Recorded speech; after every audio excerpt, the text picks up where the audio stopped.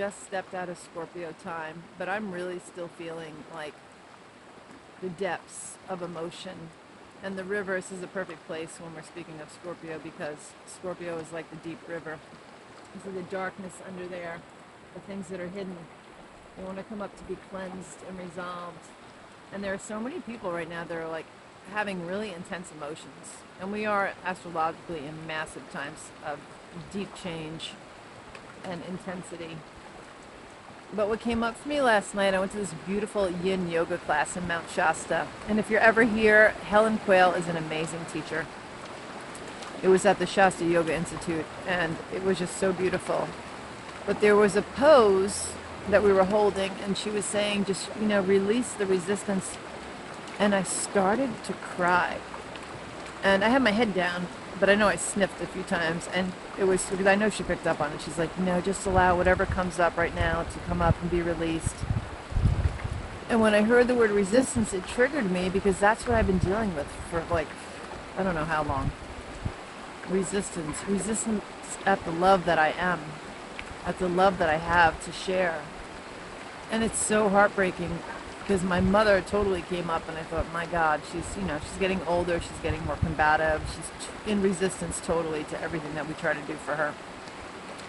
And I can wrap my head around it when I see somebody in resistance, if I know them really well, because I can see the wounding from when they were children or when they were adolescents, because I have my own, and I've been working on that very consciously over the past year. But it's heartbreaking when either A, they don't see it because it's subconscious, or B, they see it but they're unwilling to do anything about it, and that's really freaking tragic, And so those emotions have been coming up, and I'm just trying to clear them, not to not care about those people, because I love people, and I have a great depth of love.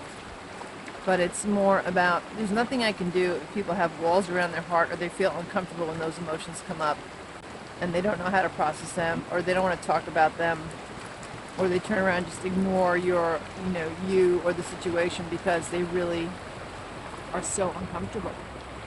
And it just sucks. It bothers me as an emotional being. I mean, humans, we're kind of singled out from the animal kingdom because we have a consciousness, and we get to make choices and decisions, and we have an emotional body, and really we're here to learn how to love. That's why we're here. We're not here to put up walls and to ignore people and to be mean to people, or to just brush people off or be angry all the time. We have emotions, and to learn to process them. So I think my prayer, now that we're in Sagittarius, which is the archer shooting for the higher truth, esoteric learning, is that everyone wakes up to their own inner holy presence and realizes that they're more than this meat suit that they're walking around in, and that their hearts are like the intelligence that run the brain. It's not the other way around, and that they start to step into that, because this is such a massive time of change.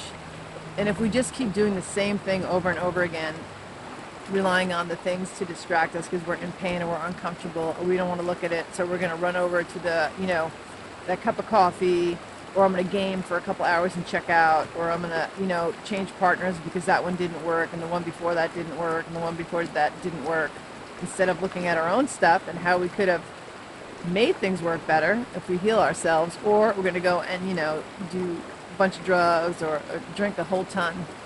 That's never going to touch the core issue. It's always the core issue within ourselves that needs to be shifted. And for me, being sad that people are resisting or are not comfortable enough to work through their stuff, and they're in my life somehow, I have to let that go.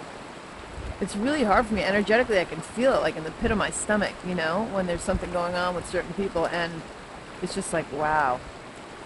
It's their journey, And for me, I'm excited about this life. There's so many great things that are happening in my life right now.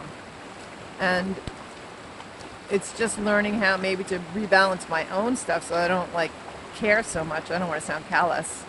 I'm compassionate and empathetic, but there has to even be a cap on that, because if people aren't willing to meet me or anybody in their life, and they're resistant all the time, there's only so much you can do. You would drive yourself crazy. So for sure now it's great to have a little reprieve from Florida from my mom, and just be here and sit at this river. Let me show you. I don't know what that is that they have over there. They're doing something with the river, but it's just so beautiful here. So as we move closer to the end of 2019 and these intense changes and step into 2020, my prayer is that everybody wake up to their own inner heart intelligence and really begin to shift it, for the highest. So that we learn to consciously communicate with each other, and when triggers come up, to get worked through, even in the uncomfortability of it, so that we can propel even higher and make this world a much better place. It's going to help. Love to everybody.